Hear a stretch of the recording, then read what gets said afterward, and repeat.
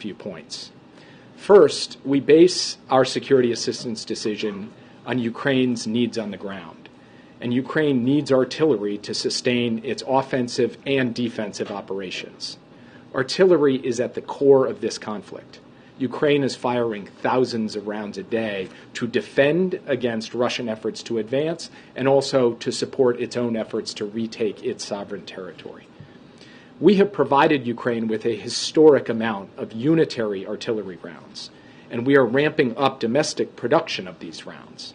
We've already seen substantial increases in production, but this process will continue to take time, and it will be critical to provide Ukraine with a bridge of supplies while our domestic production is ramped up. We will not leave Ukraine defenseless at any point in this conflict, period. Second, Russia has been using cluster munitions since the start of this war to attack Ukraine. Russia has been using cluster munitions with high dud or failure rates of between 30 and 40%. In this environment, Ukraine has been requesting cluster munitions in order to defend its own sovereign territory. The cluster munitions that we would provide have dud rates far below what Russia is providing, not higher than 2.5%.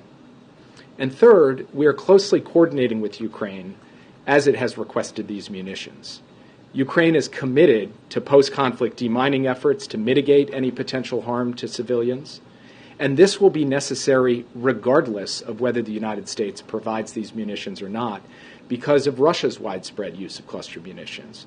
We will have to continue to assist Ukraine with demining efforts no matter what, given the significant use of cluster munitions already perpetrated by Russia.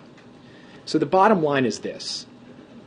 We recognize that cluster munitions create a risk of civilian harm from unexploded ordnance. This is why we've deferred the decision for as long as we could. But there is also a massive risk of civilian harm if Russian troops and tanks roll over Ukrainian positions and take more Ukrainian territory and subjugate more Ukrainian civilians because Ukraine does not have enough artillery. That is intolerable to us. Ukraine would not be using these munitions in some foreign land. This is their country they're defending. These are their citizens they're protecting. And they are motivated to use any weapon system they have in a way that minimizes risks to those citizens. So with that, I would be